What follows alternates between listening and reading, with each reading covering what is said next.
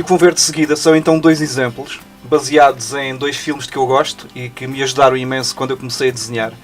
E com os quais vocês também podem aprender, porque tanto um como o outro acabam por nos ensinar 2 coisas que são peças fundamentais se vocês querem construir uma boa ilustração logo do início. Um deles é o Casablanca, para quem quer aprender a fazer qualquer coisa a preto e branco. É, de entre os filmes conhecidos, definitivamente aquele que vocês devem usar para aprender e para analisar e para verem como funciona o contraste entre a luz e a sombra. E o outro filme já é um bocado mais recente, apesar de ser de 1984-85, e é um dos meus filmes de fantasia favoritos, A Mulher Falcão, Lady Hawk, e que quando eu tinha mais ou menos 14 anos me mostrou que se calhar não era preciso saber desenhar tão bem assim para conseguir criar imagens com um ambiente de fantasia bem conseguindo. E o que eu tento fazer neste vídeo agora a seguir é mostrar-lhes como foi que eu usei cada um dos filmes para praticar e como é que vocês também agora podem fazer exatamente o mesmo, começando da mesma forma que eu comecei. E, portanto, como toda a gente começa do zero, estes 2 filmes são um bom ponto de partida para vocês começarem a praticar e praticar e praticar. E sendo assim, passamos então à demonstração daquilo que eu quero dizer. Se a Música no Coração é uma verdadeira aula de ilustração na forma como trata a cor e na forma como podemos aprender com aquele filme a compor uma imagem, a criar um enquadramento, especialmente quando se trata de paisagens enormes, paisagens épicas, o Casablanca é o seu equivalente quando precisamos de algo a preto e branco. Quando criamos uma ilustração a preto e branco, por exemplo, começamos por um esboço, digamos, uma das coisas principais para a ilustração funcionar tem a ver com o facto de acertarmos ou não naquilo que se designa pelo jogo de luz e sombra que é necessário para cada composição visual resultar. Ou seja, aquilo que dá volume a uma imagem, se quisermos que esta seja mais do que apenas uma simples silhueta, depende totalmente da forma como nós criamos o jogo de sombras, principalmente, e a forma como esse jogo de sombras interage com os bocadinhos de luz que obviamente estão presentes, porque cada imagem que nós fazemos tem por base a realidade e há sempre uma fonte de luz algures. Como tal, o jogo entre a luz e a sombra é absolutamente necessário. E para transmitirmos uma ideia de volume em qualquer coisa que desenhemos, esse jogo entre a luz e a sombra é absolutamente fundamental, porque é isso que vai realmente determinar os pontos focais de cada um dos objetos que queremos pintar. E com pontos focais eu quero dizer aqueles bocadinhos da ilustração que captam a atenção da pessoa que observa o desenho. E todo o jogo de ilustração, todo o processo criativo balança entre aquilo que nós conseguimos fazer com a luz e com a sombra. Vocês acertando no jogo de luz e sombra, naquilo que não é mais do que aquilo que se designa por values em inglês, vocês têm praticamente o vosso desenho quase preparado para acrescentar em cor. É obviamente que vocês não precisam acrescentar cor num desenho essencialmente pensado para ser a preto e branco, mas os values e todo este contraste são uma ajuda perfeita para quando vocês depois aplicam a cor. Há várias maneiras de aplicar a cor por cima deste trabalho inicial. Há quem aplique a cor diretamente, mas o facto é que se vocês acertarem logo nos values, logo ao início, quando vocês aplicarem uma camada de cor, que é uma coisa que eu irei ensinar mais tarde num dos processos possíveis, vocês praticamente têm a pintura quase feita. No caso de vocês terem um projeto como o Casablanca, em que não precisa de cor para nada e que funciona perfeitamente a preto e branco, acertarem na profundidade do contraste e nos pontos corretos de luz já é praticamente ter a ilustração completa. Claro que depois, por cima de tudo isto, o que vocês precisam de fazer é então começar a criar detalhes, se o vosso desenho precisar. Se for uma coisa que dependa praticamente das silhuetas, como é o caso de muitas das imagens de Casablanca, então é meio caminho andado. Mas em todo este processo vocês não se podem esquecer que tudo depende do que vocês fazem com a luz e com a sombra. Eu recomendo vivamente o filme do Casablanca, porque existem imensas imagens na internet, por exemplo. Vocês podem pegar nelas, como eu fiz aqui, colocá-las numa tela e começarem a praticar. E com isto quer dizer o quê? Quer dizer que vocês não precisam de praticar o desenho em si. Eu não quero que vocês peguem numa destas imagens e tentem reproduzir o desenho fielmente, porque não é disso que se trata neste momento. A ideia agora é que vocês aprendam como estabelecer um enquadramento, como criar um ambiente através da luz e da sombra. E como é que isto se faz? Pegamos numa imagem que vocês já tenham decidido tentar reproduzir e começamos por recriar essencialmente a posição das figuras, sem sequer estarmos preocupados com a exatidão daquilo que estamos a desenhar. Portanto, a ideia é mesmo só aprender a compor os elementos. E agora que já temos os personagens no cenário, agora não interessa desenharmos mais nada, porque o que importa é praticar os values, luz e sombra. Vamos tentar reproduzir então todo o esquema cromático que encontramos na imagem original. E para isso não precisamos sequer também ser exatos. Não é necessário vocês entrarem aqui em total exatidão, porque o que importa agora é mesmo só treinar a luz e a sombra. Portanto, pode ser feito de uma forma bem simples. Reduzir um bocado a opacidade aqui só mais para esta área também.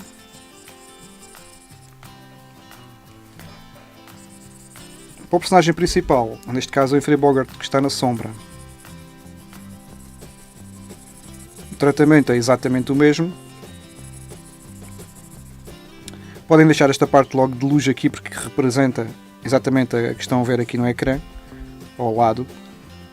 E é uma questão agora de tentarem captar, através dos tons, aquilo que vem na imagem original. Não precisa ser detalhado, como já disse. É mesmo só para terem uma ideia de como poderá ficar então a vossa imagem no fim. O mesmo vale então para a luz, já que tratamos agora da sombra. Vamos então tentar reproduzir também um bocado da luz, que é o componente principal então da...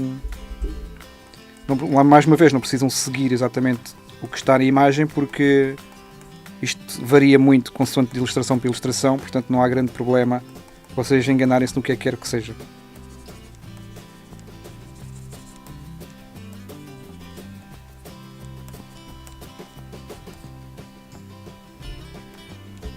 Se quiserem tentar reproduzir aqui um bocadinho do cenário também não faz mal nenhum. Só para terem aquela... Mais uma vez, não precisam de ser exatos.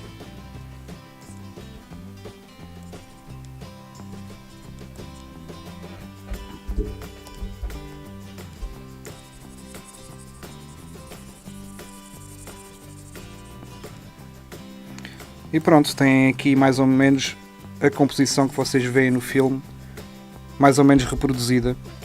E é isso que vocês devem fazer o maior número de vezes possível, porque se vocês o fizerem durante muito tempo, vocês vão começar a perceber que todo o processo é muito mais simples do que parece, e o vosso próprio subconsciente vai começar a decorar certas regras, certos parâmetros que vocês vão acabar por fazer sem se aperceberem mais tarde de que estão a segui-los, tal como eu não me apercebo nem me lembro sequer de que estou a seguir uma grelha de perspectiva ou algo semelhante quando faço os meus próprios desenhos, porque eu já fiz tantos exercícios destes ao longo dos anos que eu acabei por automatizar a maior parte dos processos. E é isso que vai acontecer com vocês também, porque se vocês praticarem imenso os valores de luz e de sombra, vocês vão conseguir tornar todo o vosso processo criativo no futuro cada vez mais automatizado e nem vão dar por isso quando criarem as vossas próprias imagens seguindo regras que vocês aprenderam de forma subconsciente ao tentar copiar ou reproduzir os valores cromáticos de cada uma das imagens com que vocês praticam. Tentem praticar o máximo que conseguirem, pois este processo criativo é do mais importante que vocês podem encontrar ao longo do vosso próprio processo de aprendizagem. Lá está, não precisa ser exaustivamente detalhado, porque o que importa é mesmo vocês terem uma noção básica ou base da forma como a luz interage nos cenários. E isso é algo que se aprende praticando. E dessa maneira, para mim, o cinema acaba por ser sempre fundamental e uma grande escola, porque basta nós olharmos com muita atenção para qualquer um dos frames dos filmes que nós gostamos e metade de tudo o que vocês querem saber sobre ilustração está lá presente, porque apesar do filme ser uma sucessão de imagens em movimento, no fundo, cada imagem, quando parada, pode dar origem a uma ilustração por si só. Porque o poder da luz e da sombra é tal que, se vocês acertarem nessas composições, é meio caminho andado para vocês conseguirem criar uma ilustração de raiz, porque tudo o que vocês vão reproduzir da vossa própria imaginação já seguirá regras que acabaram por aprender sem se aperceberem que o estavam a fazer, tentando copiar e fazendo exercícios como este.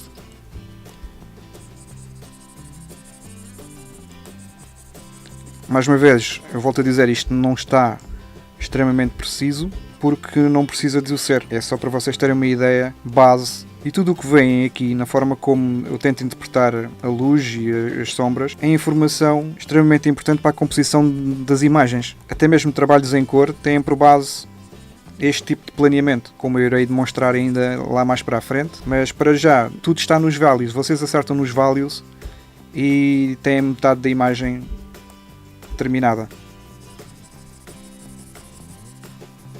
O próprio jogo de luz e sombra é também usado para guiar o olhar do espectador. Ou seja, quero eu dizer com isto que, mais uma vez, uma ilustração ou uma imagem de cinema, o espectador acompanha da esquerda para a direita, o olhar entra por aqui e o personagem central, neste caso, é o destino da ilustração, tal como foi, como eu mencionei mais atrás no exemplo da Conquista do Oeste, e aqui a regra é praticamente idêntica.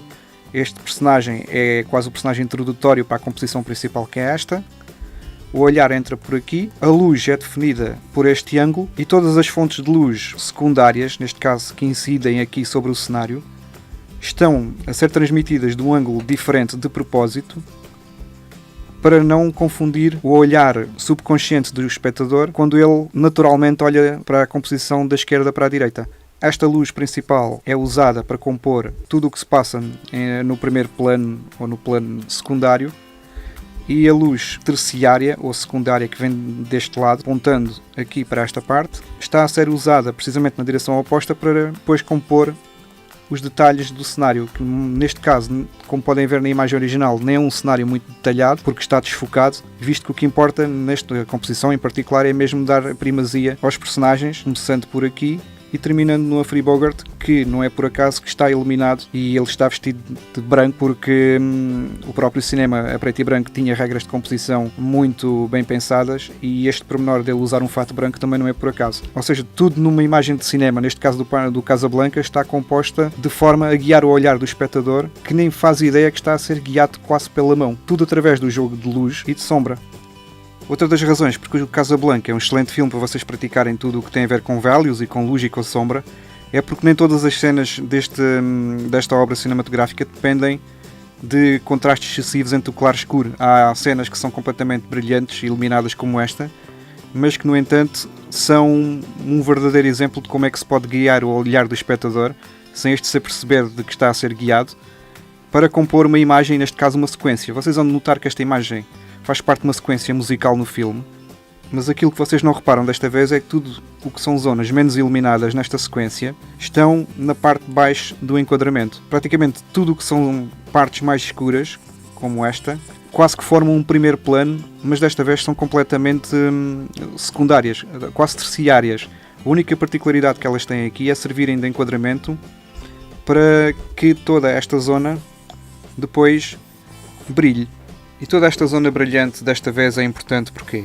Porque, como eu já disse no filme, esta é uma sequência musical, uma sequência cheia de energia, cheia de alegria, e como tal toda a iluminação reflete esse estado de espírito, o que contrasta com grande parte do filme, que durante a sua duração mantém um tom mais intimista e uma iluminação mais perto do que um clássico filme noir, ou seja, tudo baseado em luz e sombra. No caso desta cena, é precisamente o contrário. Como eu já referi, toda a zona mais escura desta vez é aqui em baixo, e como podem ver, a própria tonalidade que é usada, os cinzentos que são usados, os tons de cinzento que são usados, têm quase a finalidade de definir os objetos que estão em primeiro plano e que compõem o próprio enquadramento. Neste caso, tanto o piano, que vai ter uma função para a cena, como a rapariga na cadeira, que tem uma função secundária. Um é a razão porque a cena acontece, neste caso Sam a tocar o piano, e o outro ajuda a criar o ambiente que o rodeia. Mas o que esta sequência tem de particularmente interessante é o facto de que, ao contrário das outras que são guiadas pela luz e sombra, esta é essencialmente guiada pela luz e pelos pontos focais bastante luminosos. E não é por acaso que desta vez, ao contrário das partes escuras que dominam o resto do filme, o que acontece aqui são os pontos focais em zonas muito brilhantes. Normalmente um ponto focal tem por objetivo chamar a atenção precisamente para um ponto importante da cena. Neste caso, o objetivo é precisamente equilibrar toda a parte luminosa do cenário, onde os personagens estão integrados. Mas não só, porque ao colocarem pontos luminosos nos sítios onde é que estão colocados.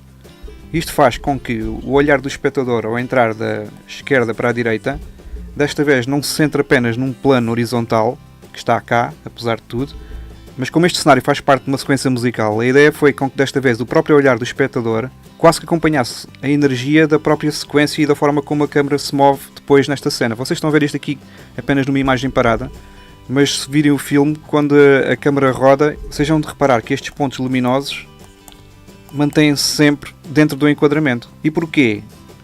Este enquadramento é bastante curioso, porque, não só porque se mantém ao longo da sequência, mesmo com a câmera a se mexer, a se movimentar, mas porque é um enquadramento em V, quer dizer que estes pontos luminosos estão aqui para captar a nossa atenção e formam uma composição triangular. Se prestarem atenção, até os figurantes estão posicionados para nos dar essa ilusão.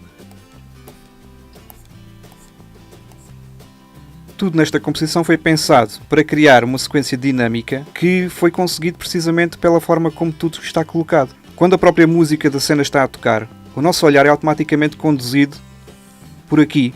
Quase que cria uma onda perfeitamente natural na forma como o próprio espectador olha para a imagem ou para a cena. Isto funciona tão bem que, inclusivamente, nós estamos a olhar para uma imagem parada agora aqui, não estamos a ver a sequência completa do filme, mas quase que parece que vai ganhar vida a qualquer instante. E isso deve-se principalmente a uma composição muito bem pensada, que não deixa de ser uma composição arriscada, porque uma composição triangular não é fácil de fazer e bastava estar um figurante ou dois num sítio errado para o equilíbrio ter-se perdido. E lembra-se que isto foi pensado para ser visto com a câmera a se movimentar, o que ainda torna as coisas mais difíceis. Tudo isto só para lhes dar uma ideia da importância da escolha de um bom enquadramento e da forma como uma cena é iluminada, como uma ilustração é iluminada. Mais uma vez estamos a falar aqui então dos values, do contraste entre sombra e luz, que não precisa ser extremo. Toda esta cena é feita tendo por base tons bastante suaves. Não há aqui grande contraste, exceptuante talvez aqui o início, que de certa forma é novamente um primeiro plano triangular também. Tudo o que está por detrás passa pelos pontos focais em termos de luz, e a prova da importância de um bom enquadramento é que depois vocês podem inclusivamente pegar nas vossas ilustrações e dividi-las em vários segmentos. Cada uma das vossas ilustrações quase que pode dar um quadro por si só.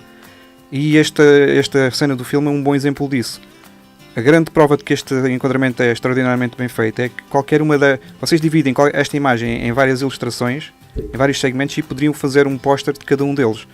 Por exemplo, vocês podem pegar na parte central e isto seria praticamente um póster.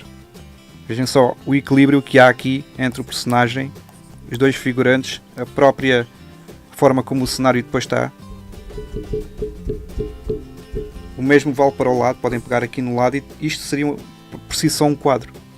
O mesmo vale para aqui. Aqui vocês podiam fazer disto uma única ilustração.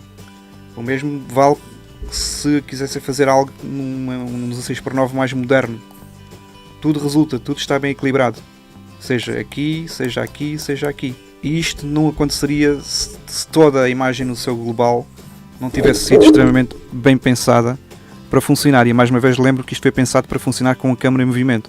O que, só por aqui, para quem nunca está atento a estas coisas no cinema, se calhar já vai-lhes dar uma nova visão e uma nova perspectiva do quão complexo é criar uma imagem para um filme. E quem diz para um filme, diz para uma ilustração, porque essencialmente a composição partilha pontos em comum.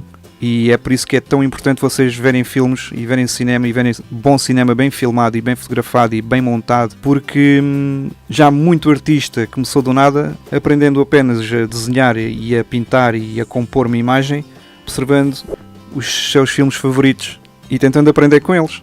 E passamos então ao próximo filme, um que também foi determinante para mim, A Mulher Falcão, Lady Hawk, de Richard Donner, 1984, e que foi determinante para mim na forma como me ensinou a colocar pequenos elementos em grandes paisagens.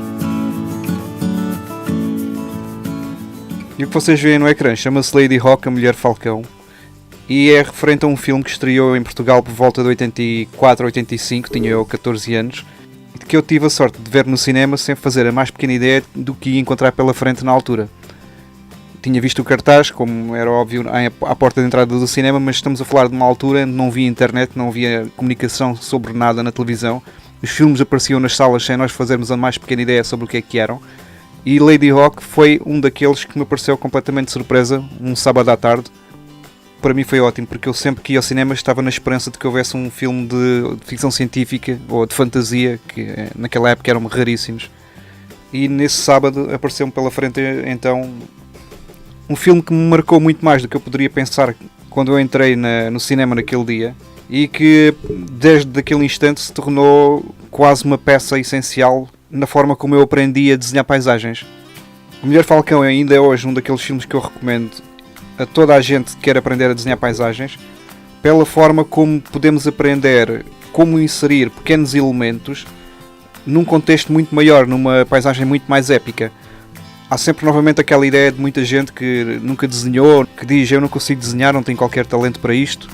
Mas a verdade é que toda a gente sabe desenhar coisas simples, toda a gente sabe desenhar quadrados e retângulos, toda a gente sabe desenhar triângulos, toda a gente sabe desenhar bolas. E o Ladyhawke é um excelente filme para desconstruir cenas que parecem muito mais complexas em detalhes que são muito mais simples do que se calhar as pessoas podem pensar à primeira vista.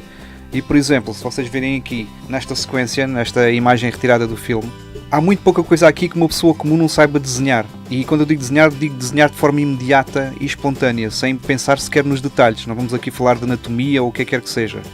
E tudo o que está nesta imagem é possível de ser feito por uma pessoa que nem sequer sabe desenhar, no sentido de que ela pensa que não sabe. E com isto quer dizer o quê? Toda a gente sabe desenhar triângulos, toda a gente sabe desenhar o topo do castelo. Toda a gente sabe desenhar quadrados, toda a gente sabe desenhar aquilo que compõe o castelo. Toda a gente sabe desenhar retângulos, toda a gente sabe desenhar aquilo que poderá compor a base do castelo. Ou seja, só por aqui vocês já podem construir uma imagem.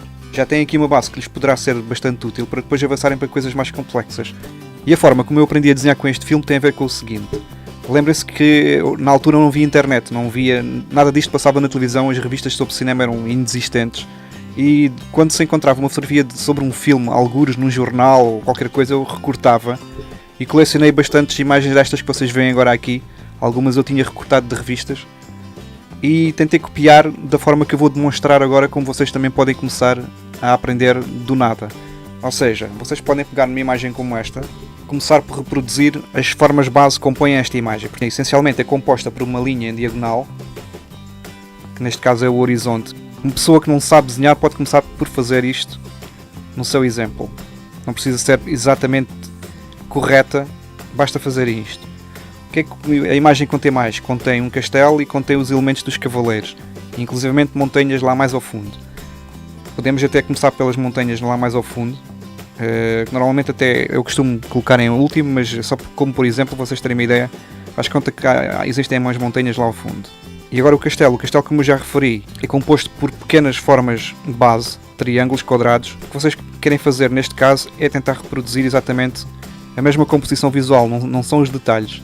E para isso, claro que um principiante pode começar perfeitamente por desenhar triângulos e quadrados. Retângulos, quadrados, mais uma vez não precisam ser exatos. E a ideia é tentar reproduzir de forma simples a própria composição visual que está no ecrã. Não sabem desenhar árvores, desenham triângulos. Toda a gente sabe desenhar triângulos. Os cavaleiros, como aqui o que importa é praticarem precisamente apenas a composição, os cavaleiros vocês podem fazer as figuras mais simples que conseguirem. Indo pela mesma lógica, até podem fazer uma bolinha, um triângulo invertido. Uma bolinha, um triângulo invertido. Bolinha, triângulo invertido. Para os cavalos fazem exatamente o mesmo. Querem meter uma espada só para simbolizar aqui o que é que eles poderão ter. Mais umas bolinhas para arredondar. Faz conta que é a cabeça do cavalo. Depois podem escurecer. E pronto, vocês já têm aqui essencialmente esta composição do filme. Se isto fosse um storyboard para um filme, quase nem precisava de existir de outra forma. E portanto, é exatamente a lógica de um storyboard que vocês devem seguir quando estão a praticar a criação deste tipo de imagens. Se quiserem ir mais longe, tendo por base aquilo que eu já lhes ensinei quando referi os exemplos do Casablanca, se quiserem tentar aprofundar um pouco mais os values, neste caso as densidades que compõem a própria paisagem, vocês podem ir então baixando o nível de pressão da vossa caneta ou aumentando consoante aquilo que quiserem fazer e então ir adicionando pormenores já mais concretos. Neste caso já têm o próprio castelo aqui definido. Se quiserem, isto não é obrigatório, a imagem pode ficar perfeitamente por aqui para partirem para praticar a próxima imagem. Mas se quiserem brincar um bocadinho mais e se já sentirem-se mais à vontade, com um tom mais escuro até já podem definir de uma forma mais, não direi exata, porque vocês não precisam sequer fazer o que vem ali de forma exata. Mas se quiserem dar mais volume ou mais densidade ao vosso esboço, podem usar então um tom mais, e se já estiverem então à vontade com aquilo que eu lhes ensinei no Casablanca. E é esta densidade que depois acaba por dar também mais volume à vossa própria imagem. Podem então pegar nos cavaleiros e tentar dar, mais uma vez, não precisam fazer grande coisa, porque isto essencialmente, à distância que eles estão, é quase contra a luz, e o que interessa nesta composição é precisamente praticar as formas e a sugestão das formas, e não propriamente o desenho em si, porque isso é uma coisa que iremos abordar muito mais lá para a frente, porque vocês podem saber desenhar muito bem cavaleiros e figura humana e cavalos e tudo mais, mas se não os souberem incluir numa boa composição, num bom enquadramento, o vosso desenho não vai servir para nada, porque ficará completamente estragado pela má composição que vocês acabaram por obter, não tendo o conhecimento de base de como é que se faz de como se compõe uma imagem inicialmente. E pronto, e essencialmente vocês podem ver que neste pequeno exercício está contido essencialmente a imagem, esta primeira imagem. E com isto vocês então podem começar a praticar. Se quiserem passar a próxima imagem, passam. Se quiserem começar a incluir mais detalhes aqui com base naquilo que vem na imagem original, também o podem fazer. Não é obrigatório, obviamente. Mas isto é uma questão, é só para vocês terem uma ideia de como é que se pode ir refinando uma imagem a partir do nada. A partir de um esboço que aparentemente é extremamente básico e simples. Portanto, toda a magia da ilustração tem a ver com este conceito. Eu aqui já estou a inventar a minha própria iluminação, porque, como eu já lhes disse, eu tenho aquelas bases todas que lhes ensinei no exercício do Casablanca, e portanto eu já me posso permitir a criar a minha própria composição, tendo por base a luz e a sombra e tudo mais. Mas vocês podem ficar-se pelo mais básico que eu lhes demonstrei agora, porque não vão ter problemas e depois em praticar até a exaustão, se possível, e tentem copiar o máximo possível de todas estas formas que vocês viram agora aqui. Este é apenas um dos exemplos que podem fazer com as imagens. Vamos passar então a mais um ou dois, só para vocês terem uma noção de como este próprio filme da Mulher Falcão nos ensina a enquadrar pequenos detalhes que toda a gente sabe desenhar, pequenas silhuetas, como por exemplo aqui esta e a árvore, ou aqui o cavaleiro e a espada, ou aqui o próprio cavalo em primeiro plano, num cenário que parece muito complexo, mas que na verdade é relativamente mais simples do que vocês podem pensar. E tudo pode ser reduzido a formas tão básicas como um triângulo, ou um quadrado ou uma bola. Porque é daí que tudo nasce e daí que tudo surge, e não há nenhuma ilustração que não tenha por base todos os fundamentos do próprio desenho.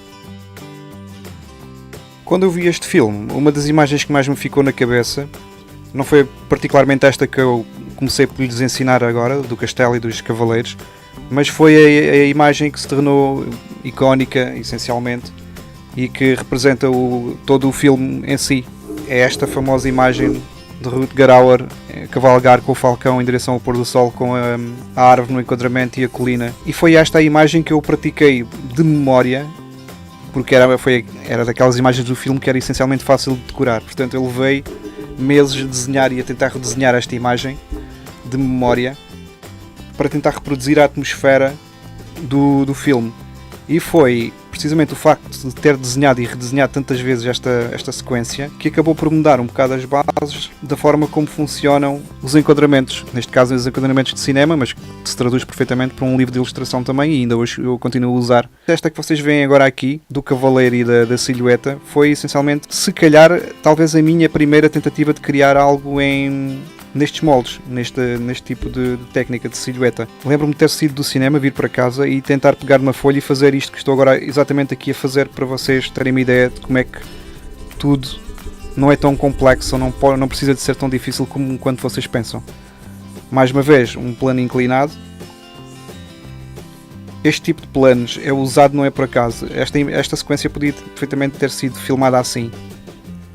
Mas, em termos de linguagem visual, um enquadramento oblíquo, uma linha oblíqua, dá logo uma dinâmica muito diferente há uma sequência que vocês queiram acrescentar alguma ação implícita.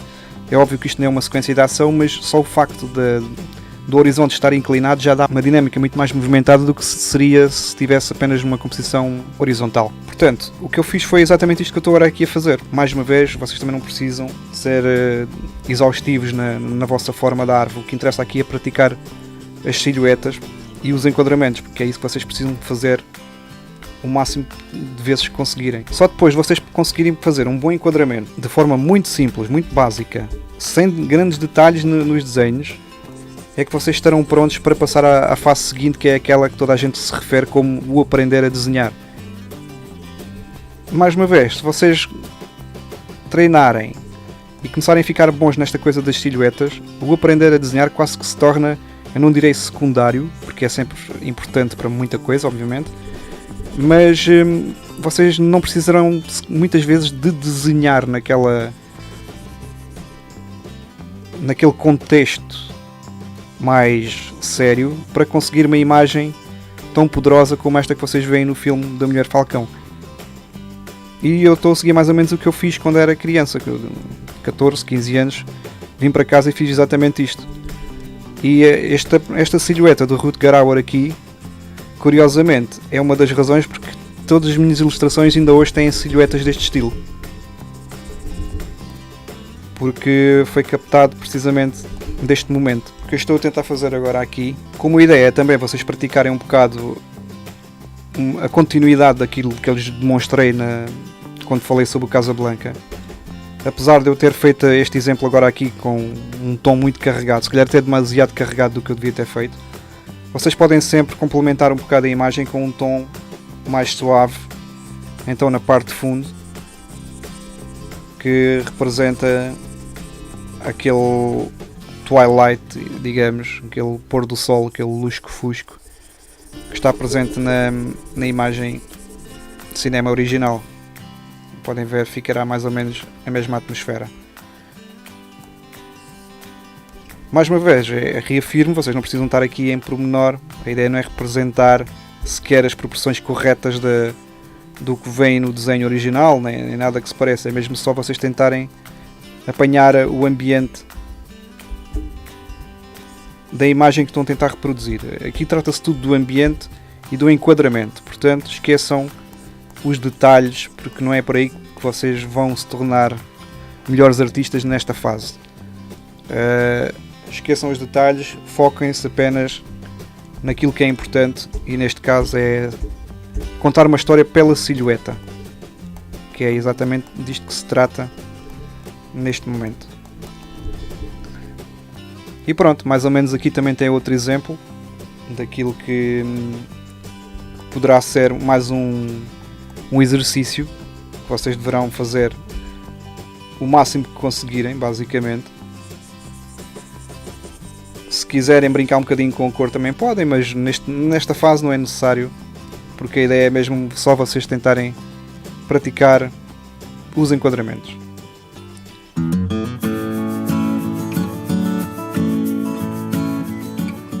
De forma a estes vídeos não ficarem muito longos também, eu decidi fazer mais uma terceira parte porque há mais uns quantos filmes que para mim são fundamentais, não na forma como me ensinaram coisas, mas na forma como ainda me fazem evoluir hoje em dia. Portanto, passamos agora de exercícios de composição base para algo mais, não direi complexo, mas diferente.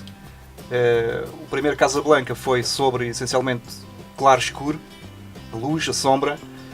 A Mulher Falcão foi sobre o polimento de um enquadramento sem precisar de saber desenhar grande coisa, para lá de conhecer as regras e ter uma noção de perspectiva.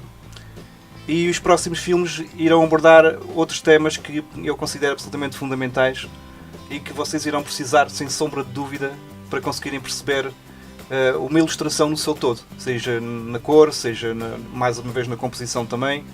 Vamos passar então ao terceiro vídeo, porque ainda há mais um bocadinho para mostrar sobre como o cinema pode ser um grande professor para quem quer começar nisto de ilustração. Vamos a isso!